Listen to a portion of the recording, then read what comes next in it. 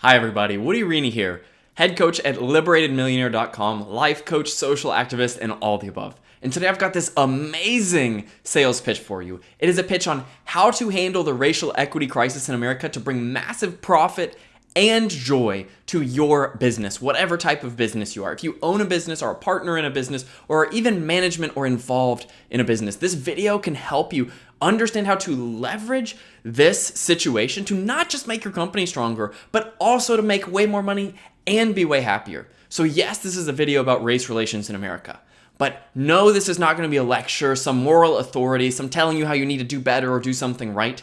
It's going to be a sales pitch. I am here pitching you a small idea that could be drastically powerful for your business. And so here's what I want to let you know, is that right now, your biggest problem as far as addressing race relations in the United States as it confirms to your business is that you have a negative Neuro Association with this, right? All I mean by this fancy word, Neuro Association, it's a word that Tony Robbins, a famous life coach, uses, is that when you think of race relations in America, you instantly think negative or unhappiness, okay? And so that's the first thing I'm going to sell you on, is that you don't need to think this way. Guys, one of the unique things about me is I can teach you how to have a positive Neuro Association to thinking about race relations in America so that every time you think about it, you're uplifted, inspired, okay? We're going to cover that in today's talk. The other thing I'm going to do is give you some background on why I'm the right person to talk about this. I'll talk about my history of race relation education, my experience as a white man, being married to an Indian woman who was born in the United States but whose parents immigrated from India earlier in their lives. She has a little bit of that immigrant edge, and we'll get into that and what that means and how that can help your business. And then finally, I'm going to talk to you about how monetarily, guys, change is always a catalyst for business growth. And so in today's society, right, any type of change, right, even during COVID, even during the depression that we're having right now, even during the racial chaos, all of that change is an opportunity for you to plant the seeds for your business to be exponentially more powerful than all the other businesses and grow and just annihilate your competition, okay? So if you want to be personally happy, to have a business where everyone is happy, to make way more money, right? To make all your employees feel loved and to do a good thing for society, you can have all of the above. That's my pitch to you. You can feel great about all that. And I'm going to go through right now and tell you how that's possible, okay? First, I just want to let you know a little about myself. My name is Woody Rini. I was born in Richmond, Kentucky, Central Kentucky, which is a pretty white area. In fact, there were only 1 or 2 black students per grade in my school that had 60 students per grade. I grew up in the rural area, more conservative area. Now I live in Cary, North Carolina, which is a little more liberal, larger black population, larger Indian population, more diversity, okay, near Raleigh, North Carolina. And I've had a variety of experiences through that. Of course, the strongest factor that influences my decision to learn about race and racial equity is the fact that my wife is a person of color, right? A woman of color, meaning she is an intersectional person, meaning she is a minority in both gender and in race, which is something that's very interesting, and people have a very strong experience of life. It's much different than a white man if they are a female person of color, just so you know, okay? And so I've had the opportunity to not just study race academically, like with the books that are behind me over here, okay? Like the new Jim Crow stamp from the beginning, right? The Arthur Ashe book is just because I'm a tennis guy, all right? And I've had that opportunity to live life with a wife and in-laws who are people of color living in America right now, and it's given me a lot of perspective. But it's not just about reading some books and about living it out. I am also formally trained by the Racial Equity Institute, a company based out of Greensboro, North Carolina. I have been through their training 3 times. They are an incredible organization that teaches about the history of racism and why it exists in America. They have a 2-day immersive seminar that's 8 hours per day, a 16-hour seminar that teaches you all about race relations. You leave so informed and so uplifted. I've been through that training 3 times in their phase 1 training, which means I have around 50 hours of formal racial equity training at the hands of skilled, trained facilitators from a company built to train on race relations, okay? And so I've been trained through books, self-education, trained through real life, through my personal life, and trained through formal trainings by a diverse group of people who teach about racism in America very specifically. I'm now going to draw from all those experiences to give you this sales pitch on why you could be using the racial crisis in America to make your business incredibly unstoppable right now. And again, the first thing I want you to know is it's all about this Neuro Association, okay? Let me check my notes real quick to make sure I'm on topic here. Yes, okay. So here's the first thing, is your problem is not that you don't know what to say. Your problem is that whenever you think about what to say to your employees, what to say to your company, what to say to your management, right? If you're an employee, whenever you think about what to say to your customers, you have a negative association to thinking about race in America. We're going to fix that right now. I'm going to teach you to have a positive Neuro Association. I'm going to teach you to think positively, to get excited, to get happy when you think about race relations in America. And here's how, okay? I want to teach you that you can have such a larger impact on people of color than you've ever dreamed possible. Imagine you're the outsider for a second. Imagine you're the black person walking around in a white man's world. What you don't realize, if you're a white person, or if you're not black maybe, or if you're a man and you don't realize how women feel, it's that when you're in the minority, you always notice that you're in the minority. If I'm a white guy, I walk outside, I don't think about being a guy. I'm just a guy, right? I don't think about being white. I'm just a guy walking in the street. But if I'm an Indian woman, like my wife walking in the street, I notice if everybody else is white. I notice on a TV show if everybody else is male. I notice all of those things, okay? Because I am in the minority. I am what a lot of people call the only. I am the outlier, right? People notice this. And so the first perspective shift that's going to give you this immense advantage in dealing with people of color and making them equal partners in your workplace and supporting them is understanding that this is not something that people of color think about only when there's a police shooting or only when there's some kind of crisis. People of color think about their race every single day. Women think about the fact that they're women and they have to put on makeup and they have to adhere to these antiquated gender roles and that they make less money than men every single day. And so the first thing I want you to do is if you have any type of minority status, whether it be woman or even introvert or being of a person of color, whatever your status is, where you're the only or you feel like the outcast, think about that for a second, right? Now, you may not have one of those, but chances are you have one.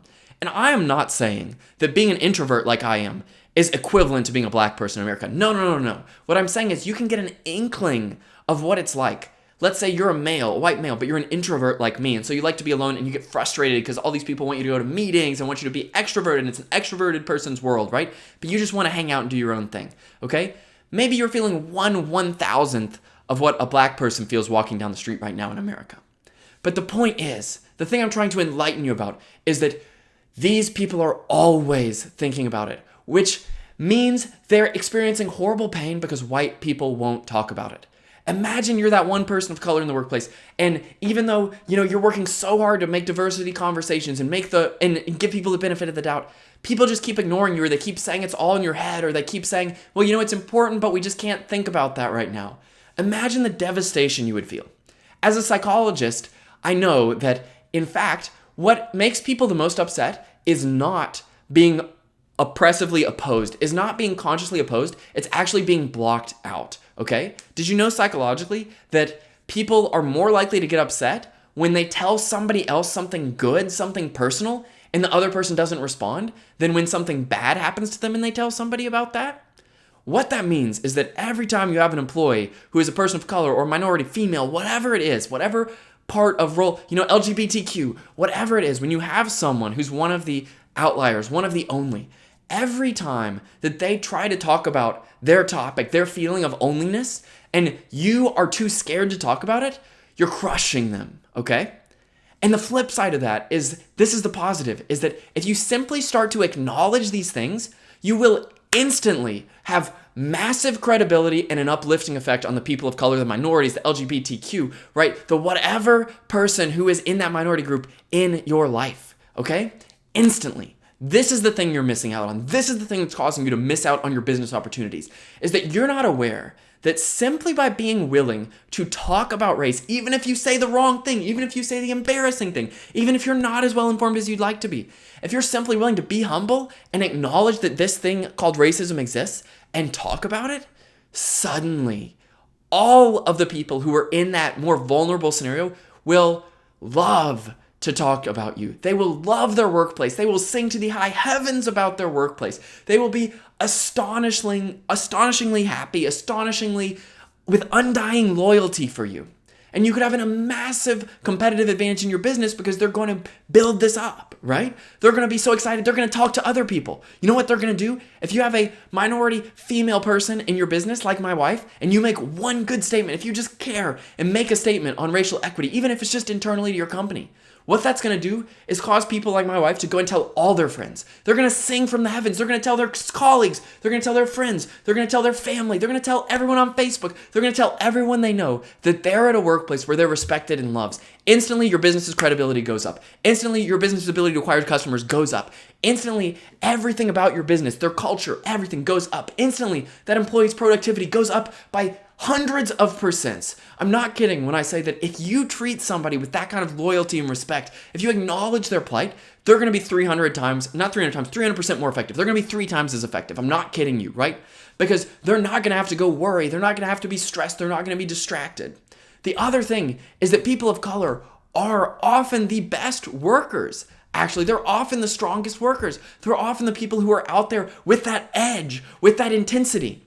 And so the other advantage of diversity is not weighing like, well, should I say something or not? But the truth is that the reason diversity is important is not just so that you can make up for a wrong. It's so that you can have an advantage. Guys, people have different experiences. And so if you're smart, you'll understand that there is a massive pool of people who are women, people who are LGBTQ, people who are people of color, who are out there leaving corporate workspaces because they don't feel loved, going to nonprofits, going to government jobs, going into a different completely career path where they just do their charity work on the side and they're a different worker, right? Becoming teachers, becoming other things, when they could be giving those massive talents to your company. And so if you become a beacon of diversity, you will have the ability to attract the top talent from everywhere, and it will be like a domino effect. I guarantee you right now that if you're management at some type of firm, some type of company, if you're the owner of a business, and you go in and make a diversity initiative built on positivity, built on love, built on understanding people, and you're really bold and loud about it, within a year, you could easily be destroying your competitors, eating them alive because you have the most talented, hardworking group of people. Because guess what? You're not just going to attract all the most talented people of color, all the most talented women, all the most talented LGBTQ. I would never want to work at a place as a white, straight man. Oh, I have every privilege, and yet I want to work at a place of diversity because I see myself as smart, forward-thinking, intelligent, and I want to help those people. And so you're also going to attract the most talented white men. You're going to attract the most talented people, the most smart people, the people who get things done across the whole spectrum, okay? And all you have to do is be willing to talk about it. But now here's the thing. I know you're saying, Woody, I kind of get this, and that's kind of inspiring, but the truth is, I don't want to take a side, right? I don't want to be fighting this fight, right? Because even if I make a really strong statement in support of Black Lives Matter or something like that, I'm going to be offending all these people over here. And what I'm telling you now is that the idea that you're taking a side is a false dichotomy. The truth is there are a lot of angry people out there being rude, being mean, insulting police, insulting cops, insulting conservative people, and that's wrong too. I personally have this ability to trigger people on both sides of the political spectrum. What I mean is, you've just heard me talk. You see New Jim Crow in my background. You see me talking about all this liberal stuff, right? I'm the kind of liberal guy who votes for Bernie Sanders and is extremely liberal. And yet, when I'm on social media, I tend to pretty violently disagree with most of the liberal people I see because they are taking sides. They're being angry. They're being mad at other people. They're blaming, individuals. They're blaming people right now. They're blaming white people. The truth is that as a result of my 50 hours of racial equity education at the hands of the Racial Equity Institute, a group trained to teach on this, I understand how racism works in America. And here's how it works. In case you didn't know this, in case you haven't been through the training, I know it's a lot to throw on you at once, but you're already here, and so you need to know it. Racism was created 400 plus years ago, or whenever, I don't have the exact dates, right? But in American colonialization, specifically because rich landowners had poor white servants and poor black servants, both of whom were about to revolt and take over the rich oppressive people who were oppressing them. And they said, we are going to give white people privilege, not because there's any difference between white and black people, but because skin color is a clear way, physical way, we can separate people and turn them against each other so that the poor people are turned against each other instead of worrying about us, the manipulators. What does that mean for you? It means that racism is not about people like thinking other people are bad or any of this. That's all a creation that somebody 400 years ago created just to turn a profit because they weren't smart enough to be able to do it another way. They weren't smart enough to create a fair way. The great thing is, in 2020, with modern technology, right, with modern ability to process food and give it across the world, with modern ability to do work, with modern ability to help each other and communicate through places like Zoom and other videos, we now no longer need to have this problem of economics. We can now create a world where diversity is a leverage, where we're all happier, and create more abundance that increases the economic well-being of every single person on earth. Therefore, diversity is now something that's advantageous to all of us, right? And so what you need to know is that when you're making a statement in favor of racial equity, you're not making a statement against current people. It doesn't matter what you think politically. It doesn't matter if all the people you perceive as angry liberals or all the people you perceive as being angry out there are yelling at certain political figures, yelling at certain businesses for being bad. The truth is, racism was invented as an idea centuries ago, 4 of them, because people wanted to separate people. And there's no longer a reason for that, so we can simply let it go. In fact, I even make episodes of my podcast, my shows, my lives, where I talk about times I have said and thought racist things because society's conditioned me that way. So I need you to understand that when you make your racial equity statement, when you start to take this diversity initiative and really treat it seriously and as the competitive advantage it is, and the opportunity for extreme happiness, profit, and workplace inclusion that it is, that you're not even fighting against current people, okay? I'm going to teach you how to frame your statements so that you're not fighting against current people. And let's go on to this topic for a second. The thing you're probably most scared of if you're a business owner is that you're going to make a statement in favor of racial equity, in favor of Black Lives Matter, in favor of something like that, supporting your diverse workforce, but you're afraid, again, that you're going to offend people, that perhaps your internal memo is going to be leaked outside and outside people will see it.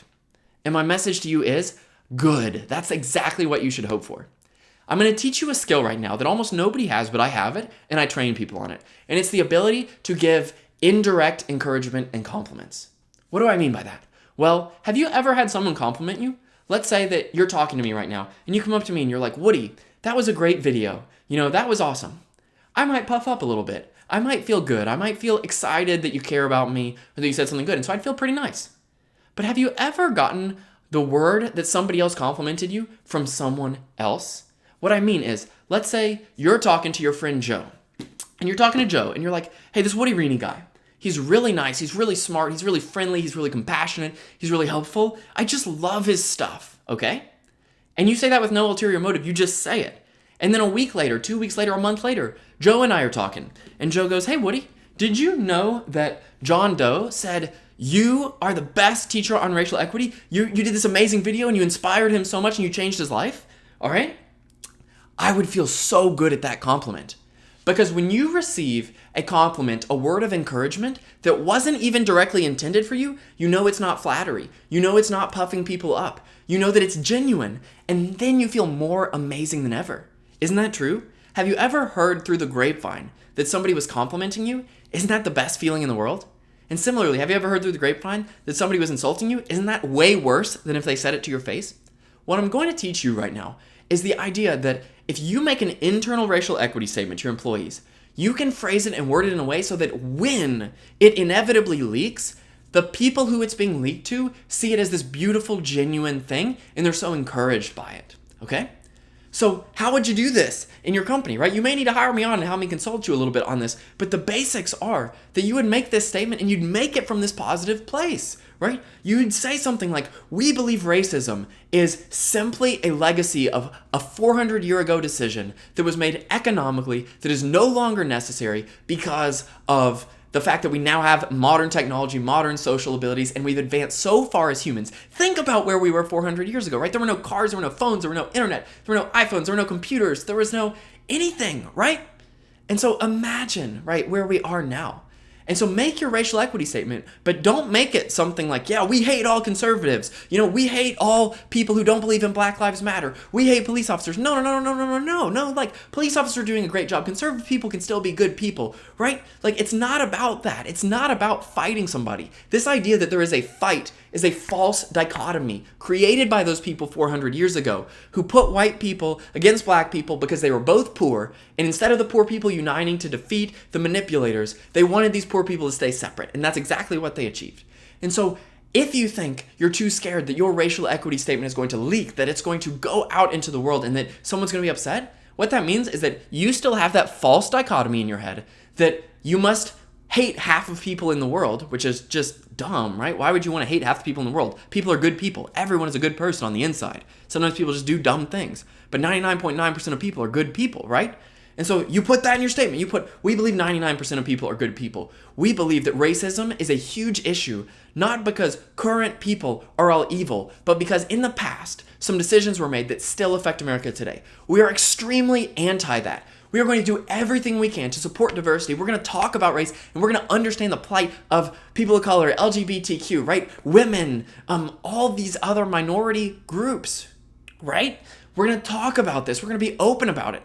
But just because we're going to be open about it doesn't mean that we are anti-police officer or anti-everything else. We understand that individuals make mistakes. An individual police officer can make a mistake and shoot somebody that's definitely wrong, and they deserve to be put to court for that, right? But we know that the vast majority of people on both sides are good people working hard to make the world a better place. We stand in solidarity with everyone. We invite all people, not just people who are extremely liberal, but people who are conservative, people who may not believe in Black Lives Matter, people who may say things like all lives matter.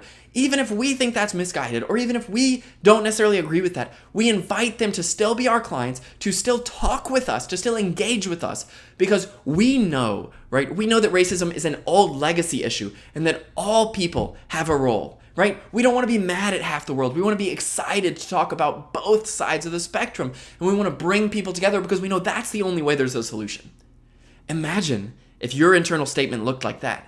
Then, when it leaks to somebody who inevitably is that person you're afraid of, that customer who just gets triggered because there's a conservative customer, right, who thinks, oh, well, if people say Black Lives Matter, that means they hate police. Suddenly, when they see your leaked statement, their false dichotomy is challenged. Their anger is challenged. And they think, oh my gosh, these people are supporting Black Lives Matter. They're supporting diversity. They think America has serious problems. But they're not blaming any one person. They're not blaming a group of people and saying all these people in modern society are evil. They're saying, hey, this is this legacy thing. We can all deal with it together. We can all grow together, okay?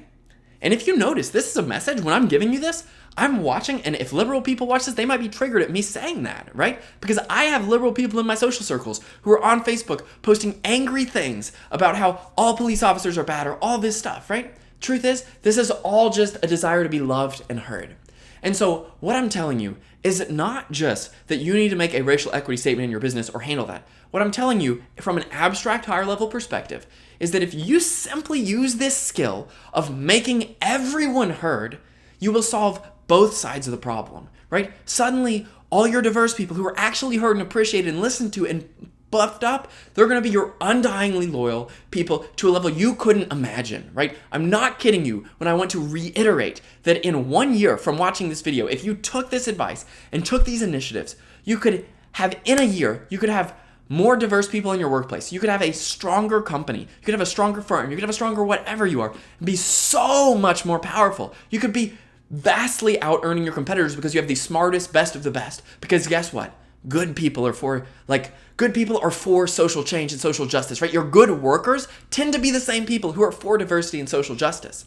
But at the same time, I understand that you also have great workers who are scared of these conversations. You have great workers who might be opposed to having these conversations. And what you need to let them know is, even though we're having these conversations, we still love you too. We still want you to come be a part of it, right? Yes, we're growing, but we support everyone. We know that all human beings, all people on this earth are beautiful, kind, amazing people, and we want your business too. We want you to come talk to us too, right? We want to engage with you as well.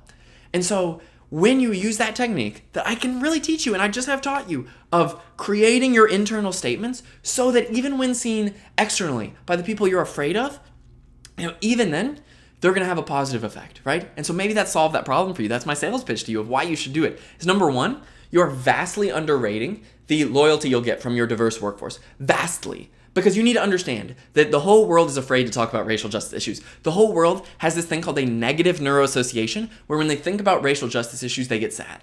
If you can't tell, I'm sitting here talking about oppression, slavery, killing, and I'm happy because I know that it's not my fault. I am now the person who can help make it better. You can immediately have that attitude, but you're only allowed to have it if you take that step for diversity, okay? And here's the other thing I would encourage you, just from a life coaching perspective, is however you got to your leadership position, management in your firm, right? Management in your company, owning your own business, whatever it is that you are watching this, did you get there by worrying about what naysayers would think? Honestly, if you look back at your life, right? When you chose to get married or have your relationship, you probably had doubts and fears and you moved forward anyway. When you chose to start your business, there were probably tons of naysayers and you moved forward anyway. When you chose to become management, there were probably pressures on you and you choose to move forward anyway. Every time you've succeeded in life, you've succeeded not because you worried about the possible negatives, but because you as a creative business owner or business person saw an opportunity for growth to both be happier and earn more, and you took it, right? You saw a competitive differentiation and you seized it in order to do a new thing. This racial equity movement is not something to be manipulated or stolen or used as a profit margin. I'm just telling you that it so happens that you can also use this situation, just like any other social or economic situation, as a driver of being a creative business that differentiates itself, right? If you know, how do you get business? How do you get clients? It's by differentiating yourself, okay? And so what if you focus on this diversity initiative as a way to differentiate your workforce, differentiate your business and everything so that you have a massive competitive advantage? That's really true. And unfortunately, as a life coach, another thing I also have to do to close this video is do something called coach the gap, right? Because there's a gap between where you are now and where you could be in terms of your workplace inclusion. And the thing I always tell people, I essentially give an ultimatum at the end of the session or at the end of the call or at the end of this video, which is that if you choose not to make a statement, if you choose not to make a diversity inclusion statement, if you choose not to really build up your diverse workforce, you are choosing to lose ground, to lose those people slowly, to lose their commitment, to lose their enthusiasm, and to settle back into mediocrity. You have to be able to think beyond the current moment of what you're scared of saying, scared of offending people. You have to realize that if you don't support people, they're going to go to where they are supported. And if you are not the company in your industry that is being extremely forward-thinking, extremely inclusive, extremely smart in their business, crafting brilliant statements that not only help their workforce but bring in more customers, if you're not doing that, someone else will. Someone else might watch my video and take my advice when you don't. And if you watch this and don't take the advice, if you don't move forward, then you are moving backward, okay? It's a common thing with life coaches, but it's true. We all tell you there is no such thing as standing still. Inaction is the same as going backwards. So if you choose not to believe this, if you choose not to make a move forward, if you choose not to empower the diverse people in your workforce, if you choose not to harness all that positive energy, you're gonna know it on the inside. There's one more racial effect I wanna talk about to close, which is called white fragility. What happens when you choose not to talk about racial equity, which is a clear issue, is that your entire integrity becomes corrupted and you start to slowly become less and less happy. You'll become less and less happy, less and less efficient at work. Let's do a metaphor, right? Because I'm talking to business people. Let's imagine that your company is running in the red every month, okay? It's clear, it's obvious. And every month you have a set of accountants and the accountants come to you and they say, hey, we're in the red, like we're not making money. We need to do something about this. But you say, oh, it makes me unhappy to think about the fact that we're not making money. If I talk about the fact that we're not making money, I might have to feel sad and I might have to, someone might be upset at me. So let's just hide it all. Eventually what's going to happen is your accountants are going to hate you and they're going to leave because you don't actually look at the numbers. Your business is going to slowly sink further and further into the red and eventually you're going to go bankrupt. I hate to say it, but it's the same thing with racial equity. If you choose to ignore this issue, instead of accountants, you're going to lose every single diverse person in your workforce. You're going to lose them. They're going to go somewhere where they're appreciated. And that other place is also going to earn more and be better because you're going to lose your best, most diverse, most talented people to them. And you're going to slowly sink. And you're going to wonder in 5 years or 10 years, how did it get like this? How did we get to this place where we're not diverse? How did we get to this place where every single person on our roster is white? How do we get to this place where every single person in management is a male, right? How do we get to this place where our customers are leaving us? We tried to not talk about race so that our customers wouldn't leave us, so that we could still have money. But now all our customers are leaving us. You better watch out because the world is going to change. And so you can either choose to come with the change or you can choose to suffer the consequences of not. And that's a fact. And so I hope this is an uplifting message for you because the only thing, this is what I want to reiterate, the only thing you have to do to create this positive change is admit that racism exists and admit it by making a formal statement about it to your employees. If you choose not to do this, then suddenly everything is corrupted, just as if you were a business and the accounting was going bad and you chose not to disclose your financial statements to your own employees, and you chose to start laying people off and letting them go because you weren't disclosing your own finances. It's the same thing with this. And so all you got to do is make a statement. All you got to do is be there. And I promise you, the moment you make the statement, the diverse people in your workplace will respond with such positivity, such energy, that it will blow you away. And so yes, you have to take a risk, right?